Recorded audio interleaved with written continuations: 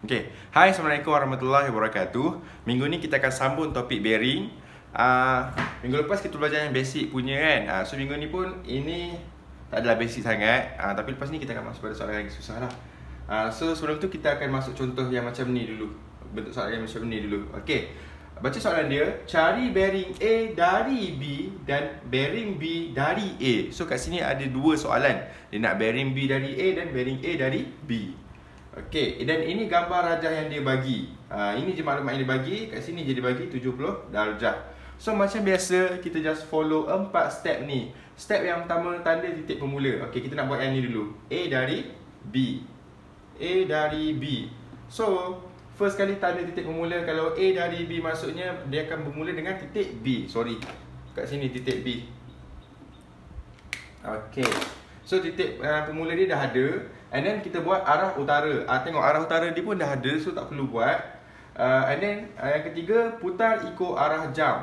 So daripada garis utara ni kita akan ambil mana-mana part kat sini, kita akan buat arah jam. Okey, tapi nak putar arah jam tu sampai mana? Kita akan putar ikut arah jam sampai garisan A. Sebab kita nak dari B hingga A kan, dari B hingga ke A.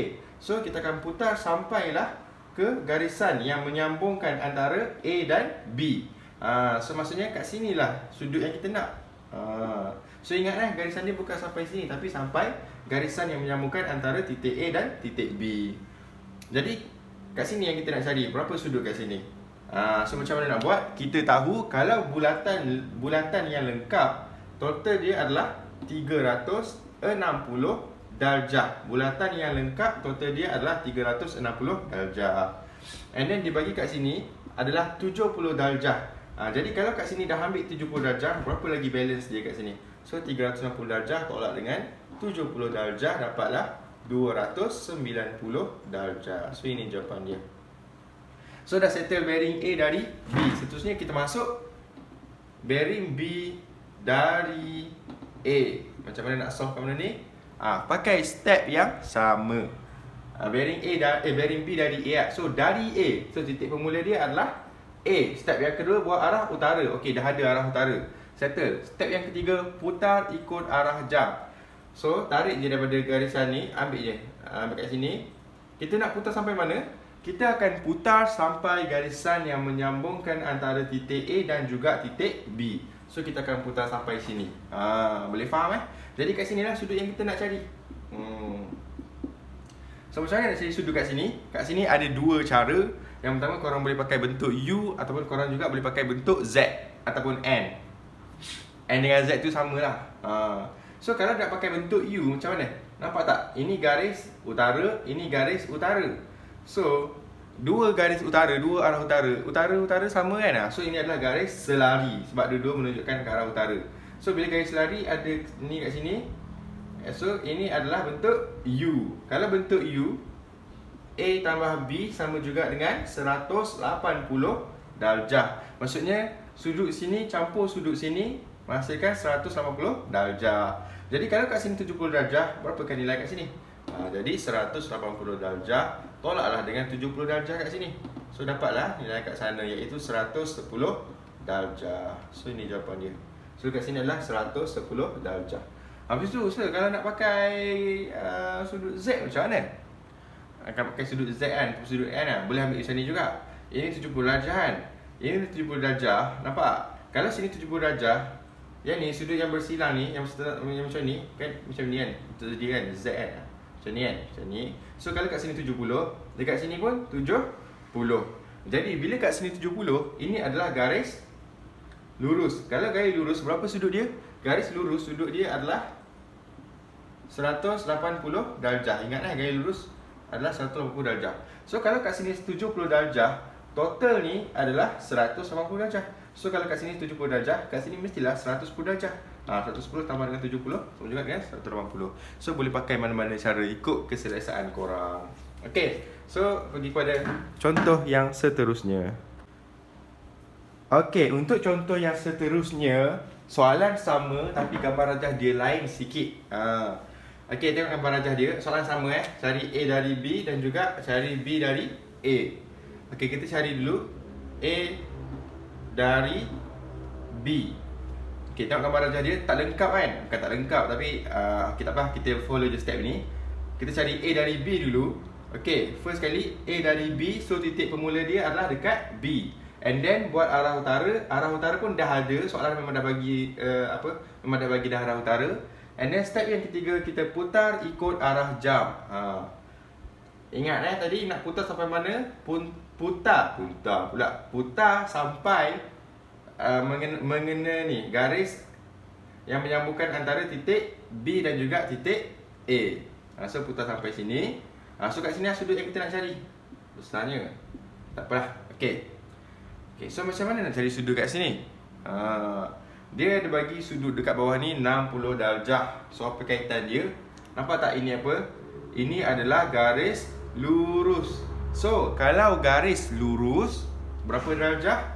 Garis lurus adalah 180 darjah. Maksudnya daripada sini sampailah sini 180 darjah. So kalau dekat sini 60 darjah, berapakah sudut dekat sini? Jadi 180 darjah tolaklah 60 darjah. Semua sekali ni tolak yang ni, dapatlah sudut yang ni. So sama juga dengan 120 darjah. Settle. Okay, pergi kepada soalan seterusnya. Sudut B dari A. Sama juga B dari A, cari titik permula dia. Sini titik permula dia. And then yang kedua, buat arah utara. Ini tak ada arah utara, so kita kena buat arah utara dia. Okay, arah utara dia. Okay, step yang ketiga, putar ikut arah jam. Yang ni pun nak putar sampai mana? Putar sampai garisan yang menyambungkan antara titik B dan A. So kat sini. So inilah sudut yang kita nak cari, yang kat sini. Berapakah sudut sini? Kita tahu bulatan adalah 360 darjah. Tapi kita tahu ke nilai kat sini berapa?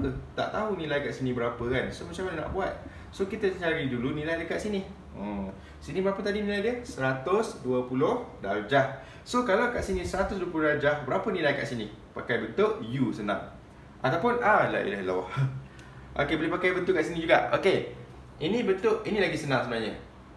Nampak tak? Ini bentuk N kan? Atau bentuk ZN. Kalau sini 60 darjah, so kat sini automatik akan jadi 60 darjah juga. Ini kalau pakai bentuk Z. Tapi kalau kita pakai bentuk U, sama juga. Kita boleh buat 180 tolak dengan 120, dapat juga 60. Sama saja jawapan dia. So kalau kita pakai bentuk Z, dapat terus jawapan dia 60 darjah. Tapi ini bukan jawapan dia lah. Ini kat sini baru dapat 60 darjah kan. Tapi kita bukan nak kat sini, kita nak dekat luar ni. So total semua sekali yang luar ni, bulatan ni adalah 360 darjah. Tolaklah dengan kat sini saja 60 darjah. So jawapan dia adalah 300 darjah. Settle. Senang kan? So habislah untuk contoh yang ni. Kita masuk pada contoh seterusnya. Okay, ni contoh yang terakhir untuk hari ni. Nampak susah sikit yang ni kan? Ini adalah bentuk soalan SPM kertas 1. Biasanya kalau soal susah-susah sikit, dia masuk macam ni lah. Susah ke? Kenapa susah? Dia susah sikit lah. Sikit je. Okay, kat mana susah dia? Yang pertama sekali, korang nampak tak arah utara kat sini? Tak nampak kan? Tak ada ditulis kan?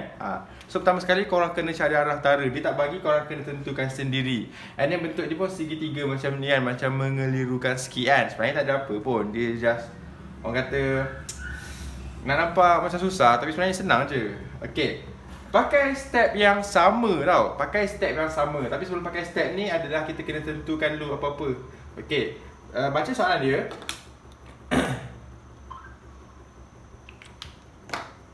H berada ke selatan F. Ini soalan dia. Sebenarnya soalan dia ada lagi panjang-panjang sikit bla bla tu, tapi saya nak ringkaskan kan. Okay, ini gambar rajah dia. And then ini yang soalan minta, bearing G dari F dan bearing H dari G. So apa yang kita kena buat? Pertama sekali, bila dapat soalan macam ni, yang pertama sekali kita kena tentukan dekat mana arah utara. Kenapa perlu tentukan kat mana arah utara? Bukankah saya cakap arah utara belah atas ke? Utara atas, bawah timur, timur pula, bawah selatan, kanan timur, sini barat kan? Kenapa nak tentukan lagi arah utara? Mestilah kat atas. Tak untuk soalan ni. Kalau soalan ni dia boleh berubah arah utara dia. So arah utara kita tu akan mengikut kehendak soalan ni lah. Tapi kat sini ada ke dia nyatakan arah utara? Tak ada. Tapi yang dia nyatakan adalah arah selatan. Jadi cuba tengok kat sini. H berada ke selatan F. Korang kena faham ayat ni. H berada ke selatan F. Jadi korang kena cari kat mana arah selatan. Dah dapat cari arah selatan, ni arah selatan, baru korang dapat cari kat mana arah utara. So kat manakah arah selatan dalam gambar rajah ni?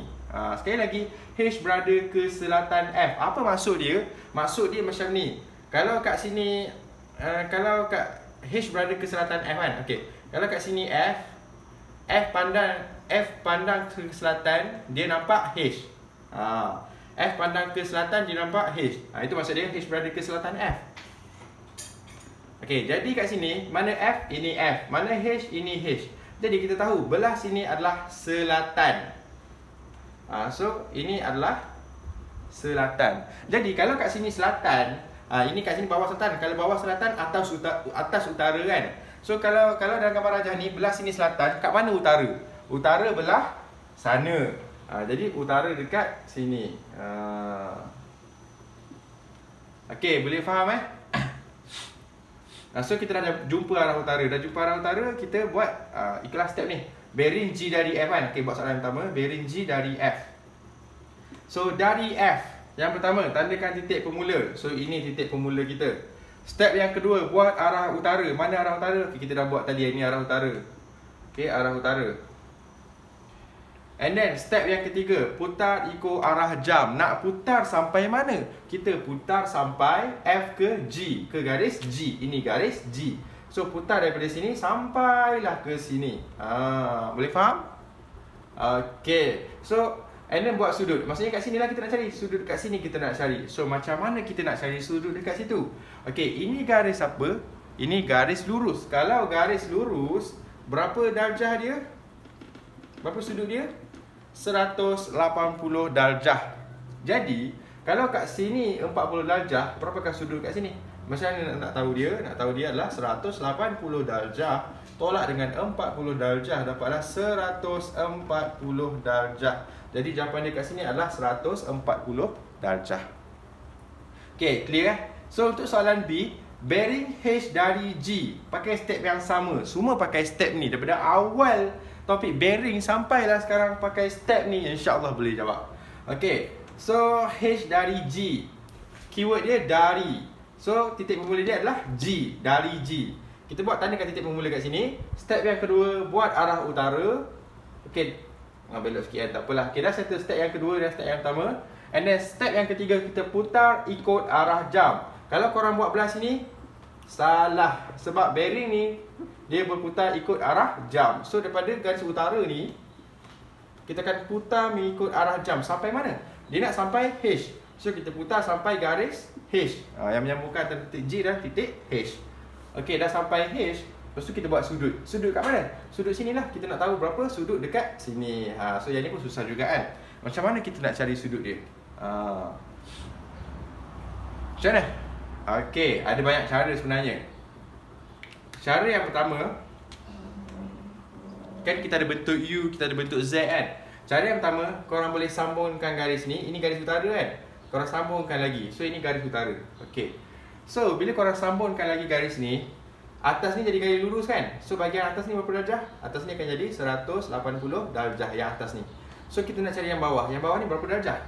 Yang bawah ni, okay, nampak tak? Ini garis, ini dua ni adalah garis selari. And then ini ada bentuk macam ni kan, garis melintang kan. So ini adalah bentuk Z. Nampak? Bentuk Z kan. Okay, bentuk Z. So kalau bentuk Z, nilai A sama dengan nilai B. Maksudnya sudut ni sama dengan sudut ni. So kalau kat sini 30, dekat sini pun adalah 30 darjah. Jadi berapakah total sudut daripada sini sampai ke hujung ni? Yang atas 180, yang bawah 30. Jadi 180 darjah tambah dengan 30 darjah, dapatlah 210 darjah. Settle. Ini kan nak pakai cara macam ni. Kan nak pakai bentuk lain-lain macam mana? Cara lain ada tak? Ada, boleh je nak pakai bentuk lain, cara lain pun. Okay. So sebenarnya matematik ni banyak kaedah kan. Jawapan ada akan menghasilkan jawapan yang sama kan, tapi banyak kaedah. Lagi kita pakai kaedah apa? Okey. Ini segitiga kan. Kalau segitiga, berapa darjah, berapa sudut segitiga, korang tahu kan? Sudut segitiga adalah 180 darjah. Maksudnya sini tambah sini adalah 180 darjah. So kalau kat sini 40 darjah, kat sini 30 darjah, berapa nilai kat sini? Macam mana nak buat? Jadi 180 tolaklah 40 tolaklah 30. So kat sini akan dapat 110 darjah. Okay. And then sini 110 darjah kan. Kita tahu nilai sini. Nilai kat sini berapa agak-agak? Nampak tak? Ini garis lari kan? Ini garis lari. So ini adalah bentuk U. Bentuk U yang terbalik lah. Macam ni. Bentuk U terbalik macam ni.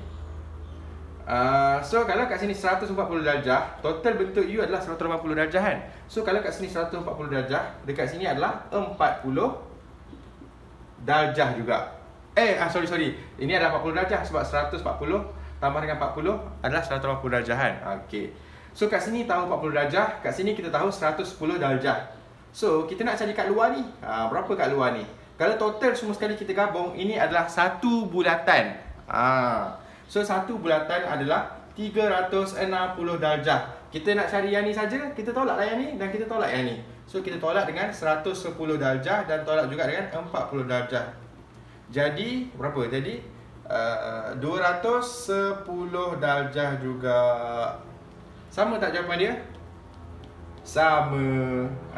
So nampak? Itu sama kan? Okay, betul lah, sama lah.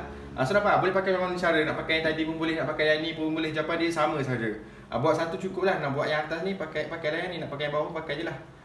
Sama saja. So boleh faham So untuk minggu ni saya tunjuk contoh sampai sini je dulu. Lepas ni korang buat latihan. Minggu depan tengok dulu macam mana. Kalau korang dah okey bab ni, kita proceed bab seterusnya. Kalau ada belum okey, blur-blur, saya akan explain lagi 2-3 contoh yang macam ni. And then buat latihan lagi. Okay? So sampai sini saja kelas kita. Terima kasih kerana menonton. Okay, bye-bye semua. Assalamualaikum warahmatullahi wabarakatuh.